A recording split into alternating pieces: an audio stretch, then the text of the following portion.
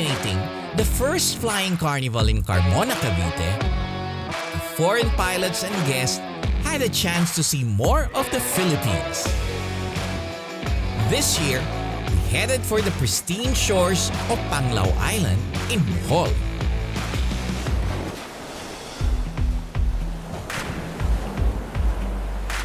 Situated on a nice stretch of white beach, the Bellevue Resort is in a quiet side of Panglao that offers a more private escape.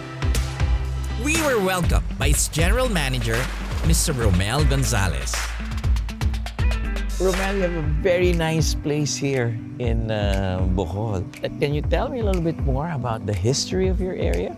You know what? When the owner, Mr. Janice Chan, came in this place, those years back, he saw this place, a beautiful place, and he fell in love with the place.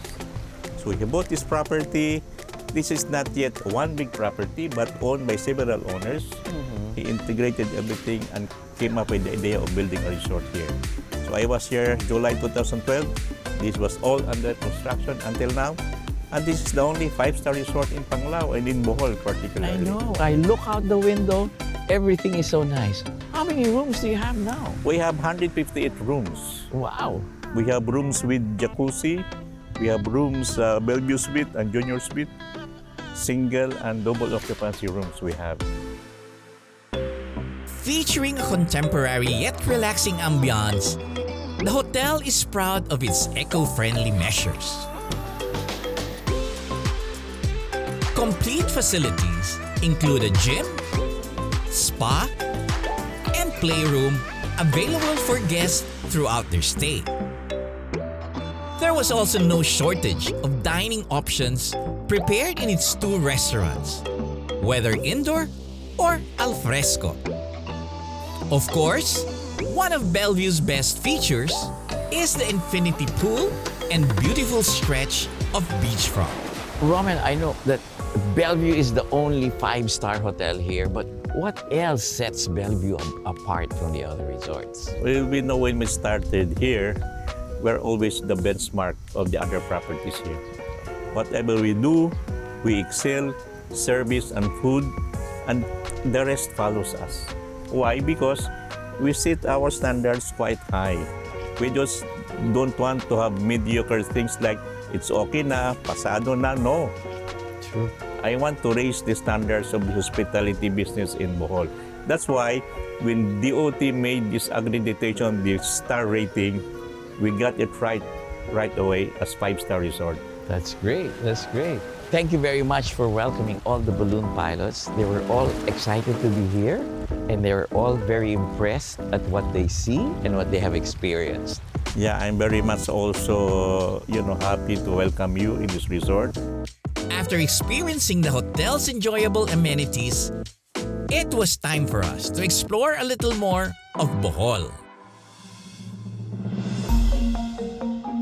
Bohol is steeped in history, with the people descending from an indigenous group called Pintados and establishing a flourishing kingdom that traded with neighboring countries even before the arrival of the Spaniards.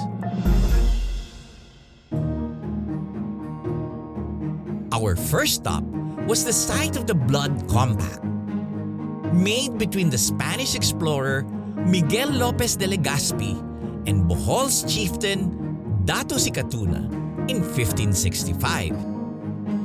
I was happy to share this with my friend Enrique, a historian visiting from Spain, as well as Emmanuel from Rwanda. So Enrique, this is the first site where the Filipinos and Spaniards became friends. So the friendship has been very long, and now we're still friends. Oh, okay. As Christianity spread in the Visayas, Jesuit priests founded a church here in what would now be the oldest Christian settlement in Bohol. The Baclayon Church has survived over the centuries, being constantly renovated and restored, especially after the massive earthquake of 2013. The complex houses a small museum where we found old religious relics and articles dating back to the Spanish times. Inside, the church ceiling is filled with colorful murals. The altar features 3 ornate retablos.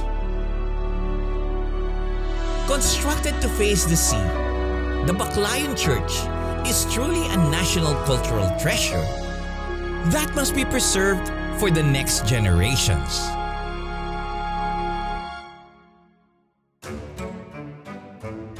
The afternoon ended with a hike to see the famed chocolate hills of Bohol. These dome-shaped hills are actually limestone formation covered in green grass, which turn brown in the dry season, making it look like mounds of chocolate. Over 1,000 of these hills make up the unique landscape. And it is said that nowhere else in the world will you find the same formations of almost uniform shape. This striking scenery is indeed a very memorable sight when visiting Bohol. Up next, we continue to explore Bohol's many treasures, navigating the Lubbock River and meeting the local wildlife.